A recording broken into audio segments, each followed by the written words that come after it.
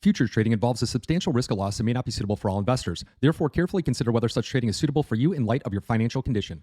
Good morning. It's Monday, February 2nd. I'm Phil Streible, Chief Market Strategist at Blue Line Futures. So we want to watch out for margin calls and forced liquidations with these market conditions.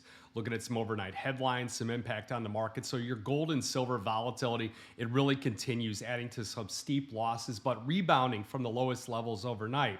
We're seeing tech stocks decline due to concerns over AI valuations and fundings. The dollar's retained its gains here, and President Donald Trump here nominates Kevin Warsh to be the next Federal Reserve president. So oil plunges as geopolitical risks recede following President Trump's indication that dialogue will continue with Iran. So you look at crude oil futures overnight down about $3.24, sitting at $61.97.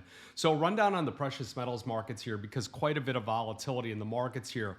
April gold, the low overnight, 44.24. The high of the overnight session, 49.0630. Futures last, as of this recording, 47.82, up about $38, but quite a bit of volatility out there. The average to range here, $215.80. The contract high seen on January 29th, 56.2880. So we're about $1,000 off of that contract high just seen last Thursday. You look at the gold volatility, and this is really important.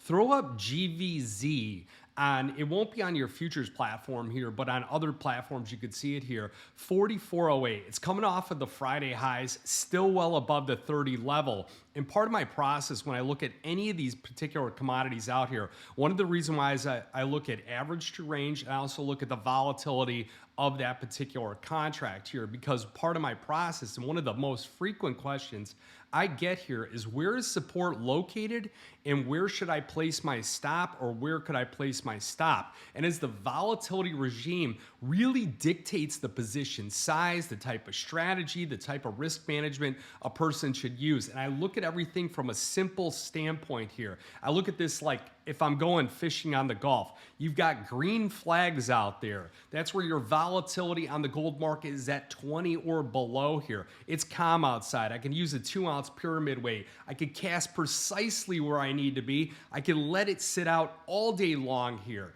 And my chances of catching something are high and probable. I probably will not get stopped out. I probably will not get skunked on fishing here. That volatility regime on the gold market is below 20. Gold volatility right now is sitting at 44.08.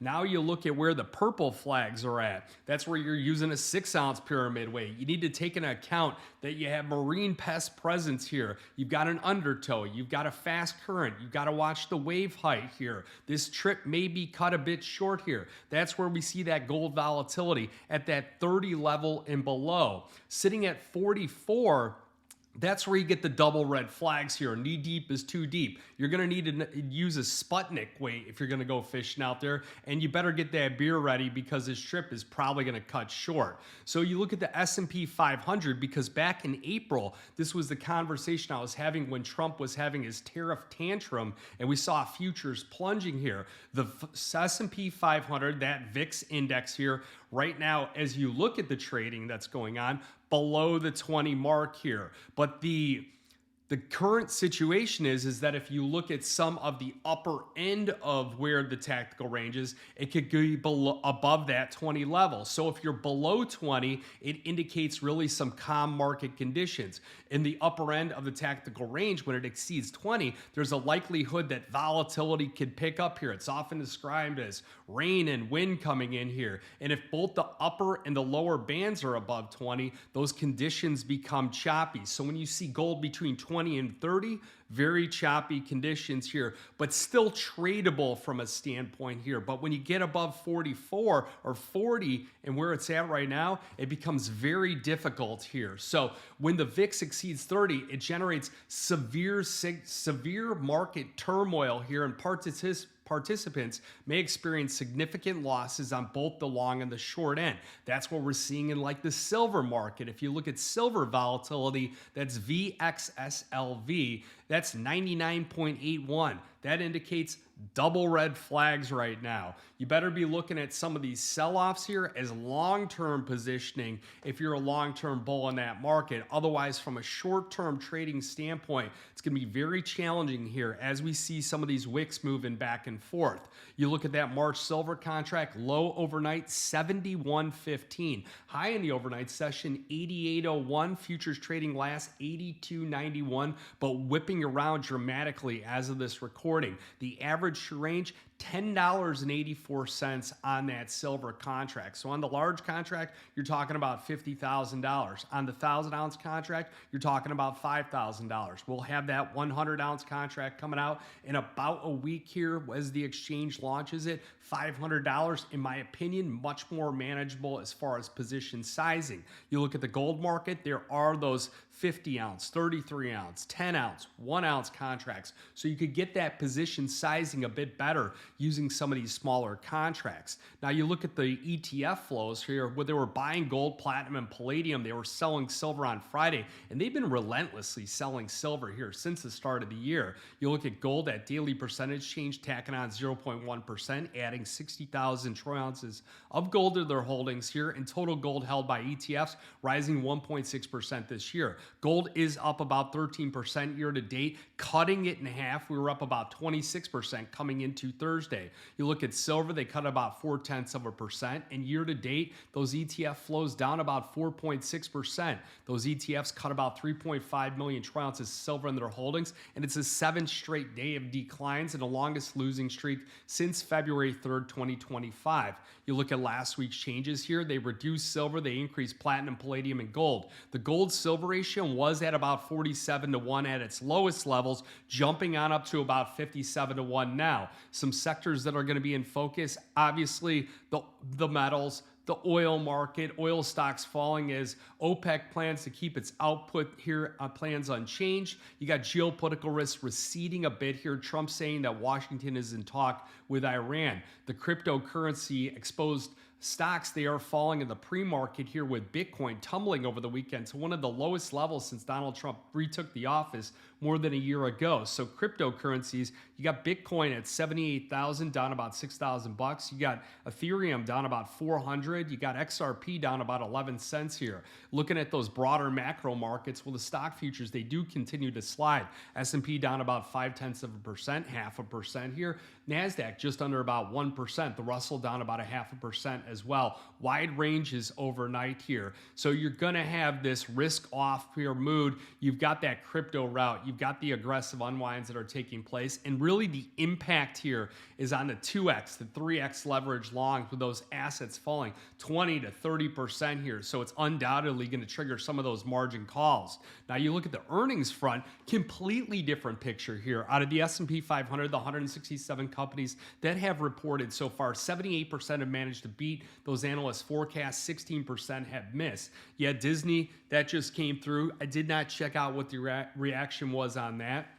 You look at some of the events that are coming out today. The S&P 500, the U.S. manufacturing PMI final reading for January is due out. The ISM manufacturing here will also be coming out. Fed Bostic, he's going to speak here at an event in a few hours here. You look at the rate cut expectations, about a 15% likelihood they cut on March 18th, 67% chance, and this is where I think we get our first cut, is going to be in June, then I also anticipate another one in December. We'll see what happens here, but the dollar index here, still up here on the session, 96.94, about a 93% inverse probability or inverse correlation to the gold market, the silver market with that dollar index. What's interesting is the dollar going up, that positive correlation to Bitcoin not showing any type of signs of giving it a boost here because of the fact that you're just seeing this route go on with a lot of broad liquidations here. A lot of clients own the same similar asset classes where they're owning cryptocurrencies, they're owning energies, and they're owning those metals exposure